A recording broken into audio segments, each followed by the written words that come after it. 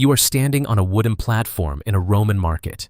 You're stripped, a placard hangs around your neck listing your skills, and a crowd of strangers is inspecting your teeth, your muscles, your body, deciding what you're worth. In a few minutes, someone will buy you, not hire you.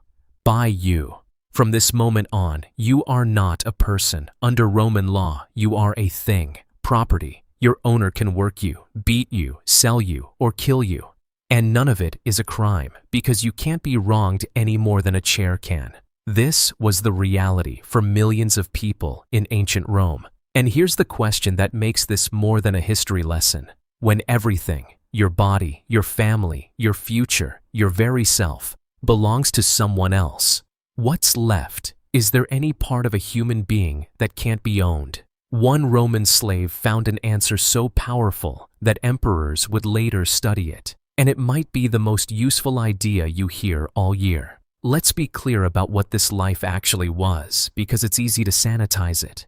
You could end up enslaved in a lot of ways, captured in war, taken by pirates, born to an enslaved mother, which made you property from your first breath, or simply sold as a child by parents too deep in debt to feed you. And where you landed was pure luck. If you were sent to the mines, your life was essentially a death sentence. Brutal labor until your body gave out. If you worked the fields, it was endless. If you were lucky, you served in a household. But even lucky meant you were still owned, still beaten at your master's whim, still able to be sold or discarded the moment you stopped being useful. Any kindness you received wasn't about your dignity. It was about protecting an asset.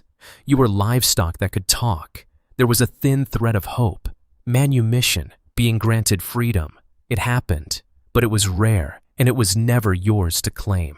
It depended entirely on your owner's mood, your usefulness, your money, your luck. You could do everything right and still die a slave. Your entire existence hung on the whims of another person. Now hold that in your mind. Total powerlessness, a life you don't own, because this is exactly the situation that produced one of history's most powerful ideas.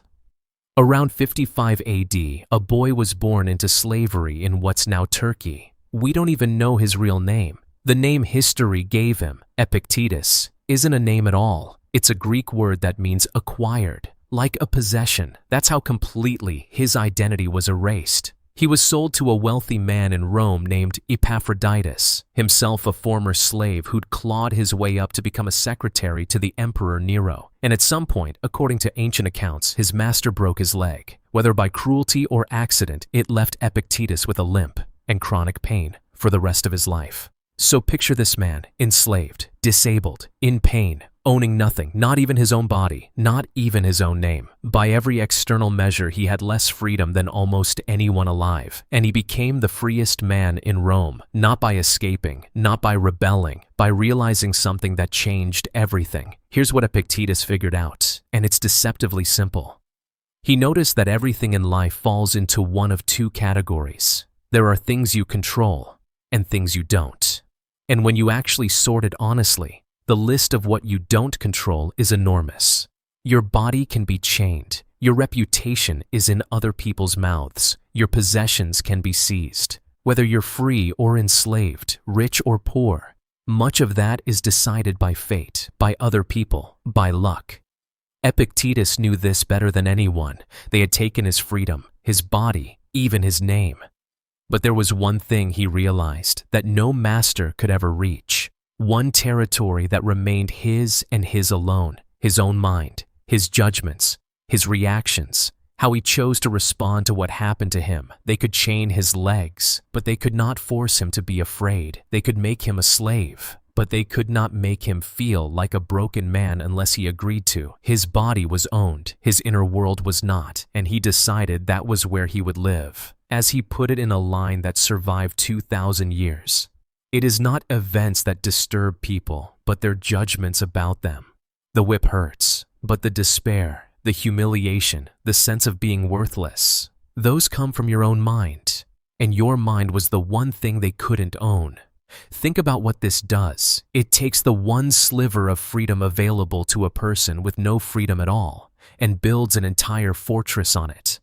Epictetus couldn't control whether he was beaten. but he could control whether he let it destroy his character.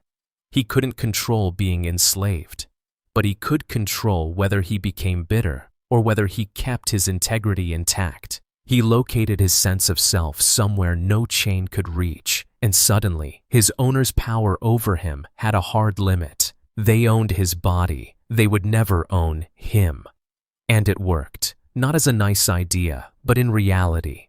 Epictetus was eventually freed after Nero's death. He began to teach. He founded a school. He never wrote a word down himself, but a student named Arian recorded his lessons, and those lessons traveled. They reached the most powerful man in the world, the Roman Emperor Marcus Aurelius, who kept Epictetus's ideas close and built his own private journal around them. A former slave teaching an emperor how to be free. The man who owned Epictetus, history barely remembers his name. The slave he owned is still teaching people how to live 20 centuries later. Now here's where it stops being about Rome and starts being about you. Because most of us watching this are free in every way Epictetus wasn't. No one owns our bodies. No one can legally sell us. We have rights he could only dream of. And yet, how much of your inner peace have you quietly handed away? Think about it honestly. You let a stranger's comment ruin your entire day. You feel worthless because of numbers on a screen. You're anxious about a future you can't control, angry about traffic you can't change, crushed by other people's opinions of you. Things Epictetus would immediately recognize as outside your control, the exact things he learned to release. He was physically enslaved, but inwardly free. A lot of us are the opposite, physically free, but inwardly enslaved, to approval, to comparison, to 1,000 things we don't actually control. We've handed over the one territory he fought to keep, voluntarily, without anyone even forcing us. Epictetus would find that genuinely baffling. He had every excuse to be miserable and refused. We have every reason to be free, and we chain ourselves to things that were never in our control to begin with. So here's the idea, at the center of everything Epictetus taught, the claim that let a slave feel freer than the emperor who ruled him. You don't control what happens to you. You only control how you respond. And I want to be honest with you, because this is where it gets genuinely uncomfortable, and I don't think there's a clean answer. On one hand, that idea is one of the most liberating things a human being can hear. It hands your power back to you. It says no one can touch the core of who you are without your permission. For 2,000 years, it's helped people survive prisons, illness, loss, and yes, slavery. But on the other hand, is it fair? Is it even right? Because there's a darker reading. Tell someone in genuine hell, a slave, an abuse victim, someone crushed by a system rigged against them, that their suffering is just their judgment about events, and you're getting dangerously close to blaming them for their own pain. As if the problem was their attitude and not the chains. As if the person holding the whip bears no responsibility because, hey, you could just choose not to be bothered. So which is it? Is Epictetus handing us the ultimate tool for freedom, the one thing no one can ever take from us? Or is it a beautiful lie, a philosophy that sounds profound from a comfortable chair but quietly lets the powerful off the hook and tells the powerless to just cope? A former slave staked his entire soul on the answer being the first one, but he earned that answer in chains. I genuinely want to know what you think. Is your response to life truly the one thing you always control? Or is that a comforting story we tell people who were never given a real choice? Tell me in the comments. I'll be reading.